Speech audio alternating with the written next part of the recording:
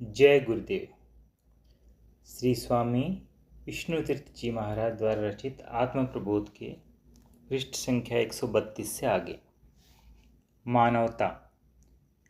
अंग्रेजी में मनुष्य को विचारशील पशु कहा है और हिंदू धर्म में तो प्रत्येक विषयासक्त मनुष्य को पशु और ईश को पशुपति की संज्ञा दी हुई है, परंतु साथ ही यह भी कहा जाता है कि मनुष्य को ईश्वर की प्रतिमूर्ति स्वरूप ही रचा गया था और भारत के दार्शनिक तो मनुष्य को ब्रह्म ही कहते हैं। जीवो ब्रह्मे नापरः।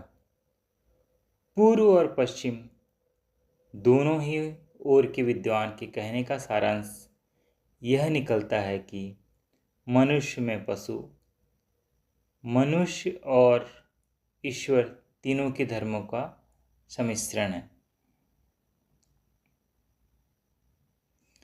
कभी उसका आचरण पशु से भी गिरा देखने में आता है, तो कभी सामान्य मनुष्यवत और कभी देवतुल्य।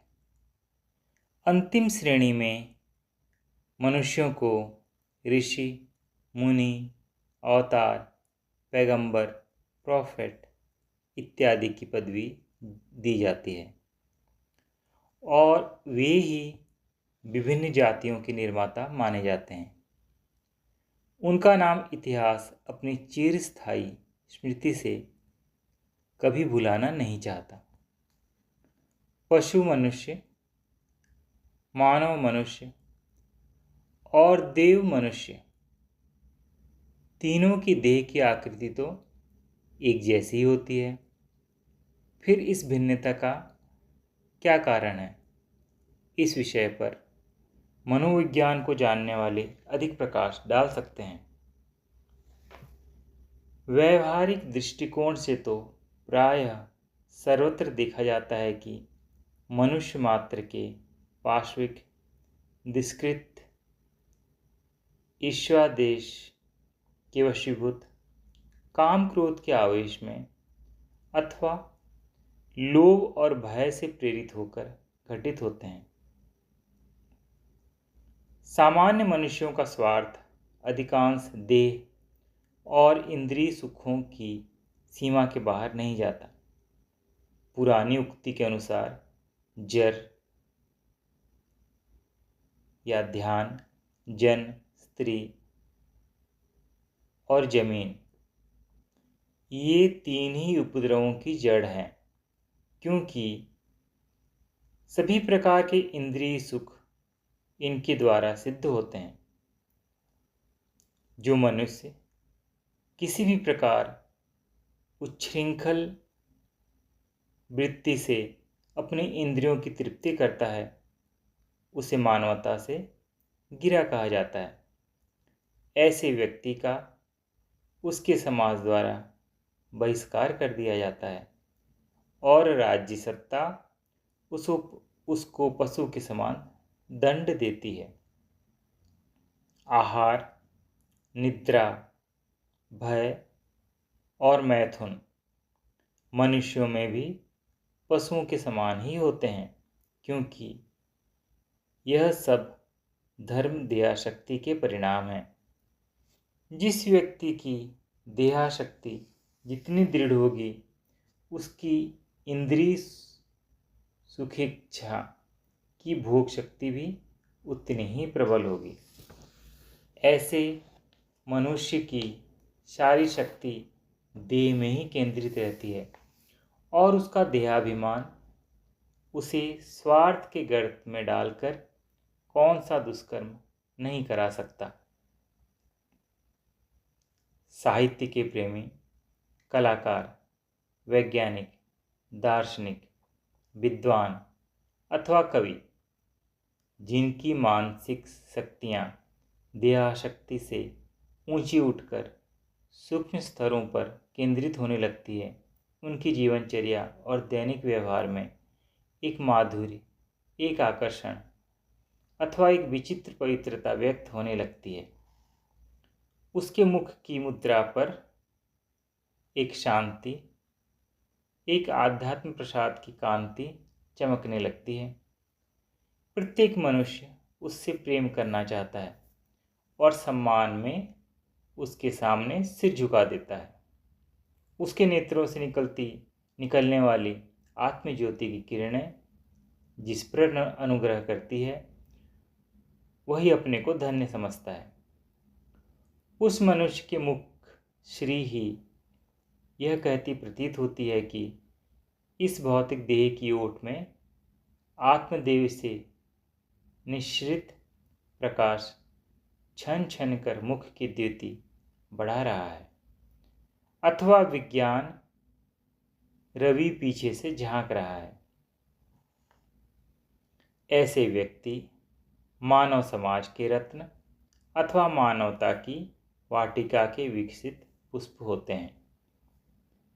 तीसरी श्रेणी के देव मनुष्य वे हैं जो आकाशगामी विमान रूढ़ सदृश भूतल की ऊंचाई नीचाई की विषमता से ऊपर उठकर विश्व को समता से दृष्टिकोण से देखने लगते हैं। प्रिय अप्रिय, निंदा स्तुति, मान अपमान, मित्र शत्रु, इनमें जो व्यक्ति समान रहता है वह बुद्धिमान ईश्वर तुल्य ही है। ऐसी अवस्था को ब्राह्मी स्थिति कहते हैं। स्थित प्रज्ञ ब्रह्म स्थिति के लक्षण श्रीमद् भगवद गीता की दूसरे अध्याय के अंतिम श्लोक में विस्तृत रूप से दिए हुए हैं। महात्मा गांधी भारत के राम राज्य की स्थापना करना चाहते थे। वे देश के प्रत्येक नर नारी को स्थित प्रज्ञ, देवतुल्य, समता का भाव लिए देखना चाहते थे और इसी अभिप्राय से उक्त 18 श्लोक उनकी सायंकालीन प्रतिदिन की सामूहिक प्रार्थना के नित्य अंग थे। परंतु यह दुर्भाग्य है कि उनके इस लक्ष्य की ओर किसी ने ध्यान नहीं दिया। जब किसी जाति में पार्श्विक वृत्ति वाले स्त्री पुरुषों का आधिक्य हो जाता है, तब उस जाति का पतन होने लगता है। उस पतनाभिमुख जाति का भविष्य अंधकारमय समझना चाहिए। मानवोन्नति के विकास पथ पर रोक लगाने वाली ऐसी जाति समाज अथवा संस्था की प्रकृति के नियम अधिक समय तक सहन नहीं कर सकते। उसका विनाश शीघ्र अथवा विलंब से अवश्य भावी है। कभी कभी पार्श्विक प्रवृत्तियां आसुरी उग्र रूप धारण करके धर्मांधता की आड़ लेकर पंडितों और शास्त्रियों के वाद विवादों द्वारा राजनीति की चालों अथवा विभिन्न विचारधाराओं के सैद्धांतिक पक्षों को आश्रय बनाकर मानव समाज में अशांति का वातावरण उत्पन्न करके मानवोन्नति में बाधक होती देखी जाती है। ऐसे धर्मोन्मादियों का संकुचित धर्म पंडितों अथवा उन शास्त्रियों का विद्यावाद और राजनीतिज्ञों का चातुर्य उनके देहाभिमान और संकीर्ण स्वार्थों के आधार पर स्थिर होता है। मनुष्य की स्वार्थपरता उसे उच्च महानता के दिव्य स्तरों पर उठने में लंगर का काम करती है और सदा नीचे की ओर खींचती रहती है। वे देवयान के दिव्य पथ पर नहीं चढ़ सकते। यह भी देखा जाता है कि अनेक उच्च शिक्षा प्राप्त विचारशील मनुष्य भी इंद्रियों की कमजोरी के कारण दुर्व्यसनों में पड़कर अपने जीवन को नष्ट कर लेते हैं और सिर्फ शुभ विचार आने पर अनुताप किया करते हैं। मनोबल की कमी उनको संग दोष का शिकार बना देती है, क्योंकि उनको आधुनिक शिक्षा के साथ चरित्र निर्माण का अभ्यास नहीं कराया गया। बुद्धि के विकास के साथ साथ उन्हें मानसिक शक्तियों के विकास की शिक्षा नहीं मिली। आत्मसंयम की जीवन के प्रत्येक क्षेत्र में अनिवार्य रूप से आवश्यकता है। प्रचलित शिक्षण पद्धति इसके बिना प्राणहीन होती जा रही है। आत्मसंयम का आशय देहाशक्ति से मन को हटाकर सूक्ष्म स्तर पर स्थिर करना है। जब तक मन स्थूल विषयों की आसक्ति नहीं छोड़ता, वह सूक्ष्म स्तरों पर नहीं उठता और इसकी निहित शक्तियां अविकसित अथवा अर्धविकसित रहकर क्षीणप्राय हो जाती है। आधुनिक प्रणाली के अनुसार विश्वविद्यालयों और स्कूल कॉलेजों में छात्रों का वातावरण उन्हें भोग विलासिता की ओर प्रेरित करने वाला देखा जा रहा है। शिक्षकों और छात्रों दोनों का ध्येय परीक्षोत्तीर्ण होना मात्र होता है। चरित्र निर्माण की ओर सर्वथा पूर्ण उपेक्षा रहती है। आज का छात्र कल का नागरिक होने वाला है और समस्त जाति का उत्थान पतन उसके व्यक्तित्व पर निर्भर है। किसी जाति या व्यक्ति के जीवन का स्तर ऊंचा होना धन की अपेक्षा नहीं रखता। धनाढ्यों को देखा जाता है कि उनके रहन सहन में प्राय दुर्व्यसनों के कलुष के कारण वे रोगी, आलसी, व्यसनी, चिड़चिड़े स्वभाव के हो जाते हैं और सभ्य समाज में उनको स्थान दिया जाना हानिकर समझा जाता है। हमने ऐसे मजदूरी करने, जूते बनाने या अन्य दस्तकारी का काम करने वालों को देखा है जो प्रतिदिन 20-50 रुपए से भी अधिक रुपयों का काम करते हैं। उनकी स्त्रियां एवं बाल बच्चों के देह पर स्वच्छ वस्त्र नहीं, पेट भर भोजन का अभाव और घर की छत पर टूटी हुई है।